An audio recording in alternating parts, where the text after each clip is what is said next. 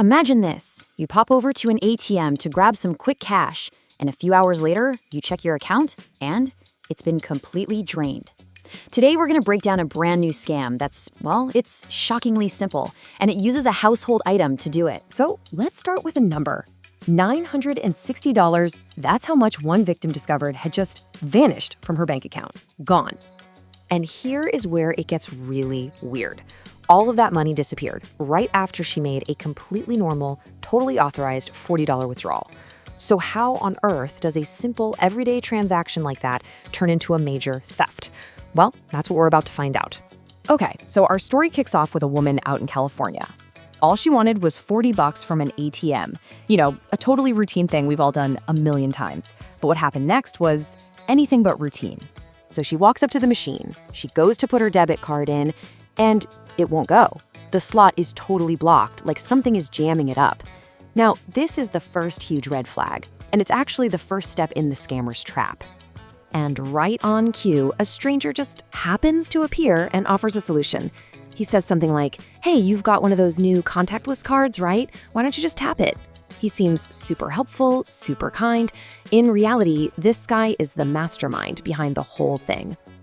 So she takes his advice, she taps her card on the little sensor, she puts in her pen, grabs her $40 and the receipt. Everything seems to work perfectly. She probably even thanks the guy before walking away, thinking nothing else of it. So what in the world just happened? Let's peel back the layers and take a look at the anatomy of this really clever, but also kind of shockingly low-tech scam. It all boils down to 4 pretty simple steps. First, the scammer literally just puts superglue in the card reader. That's it. Second, they hang back and wait for someone to show up. Third, they do a little social engineering, playing the part of the helpful stranger to get you to use the tap feature. And finally, the most important part, they exploit the open session that this creates. See, the entire scam hinges on this little technical flaw. You could call it the contactless loophole. On a lot of ATMs, when you tap your card to start a transaction, your session stays active even after you take your money. And here's the crucial part. It won't ask for your PIN again for any more withdrawals in that same session.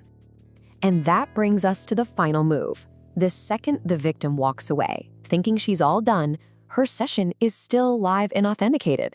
The helpful stranger just casually walks up to the machine and withdraws the maximum daily limit. It's that fast and it's that easy. Getting your money stolen is obviously awful. But for these folks, the nightmare was really just getting started. Because now, they had to convince the bank what happened. So as soon as she saw that nearly $1,000 charge, she did exactly what you're supposed to do, right? She immediately gets on the phone with her bank, in this case it was Chase, and reports the fraudulent withdrawal. But the bank's response was basically a brick wall. They told her, you authorized that transaction. Because from their point of view, their system just saw that her PIN was entered correctly. And that one PIN entry authenticated the entire session, not just her little $40 withdrawal. So they refused to give the money back. And this brings us to one of the biggest takeaways from this entire mess, something security experts are always talking about. And that's the huge difference between debit and credit cards.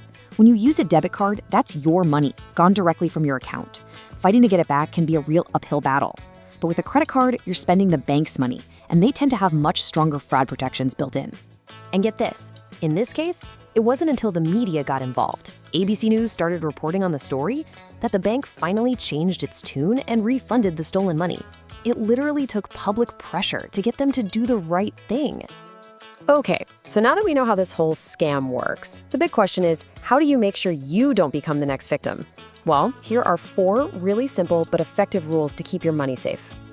Rule number 1 is the absolute most important. If you walk up to an ATM and that card slot looks weird, like it's glued or blocked or just tampered with in any way, your transaction is over before it even starts. Don't use it. Just turn around, walk away, and find a different machine. Now, if you do end up using the contactless feature, you've got to be extra vigilant. Before you walk away, look for a button on the screen that says End Session or Cancel or Exit. You have to physically press it to make sure you have formally logged out of your account. And this is a big one. Just be aware of who's around you. If someone's just kind of lingering near the ATM and seems a little too interested in what you're doing, that is a huge warning sign. Remember, this whole scam depends on that helpful stranger. So be really skeptical of anyone offering unsolicited advice. And finally, just trust your instincts. If anything about the ATM, the location, or the people nearby just feels off, listen to that feeling. Leave. It is always, always better to be safe than sorry. Your intuition is one of your best security tools.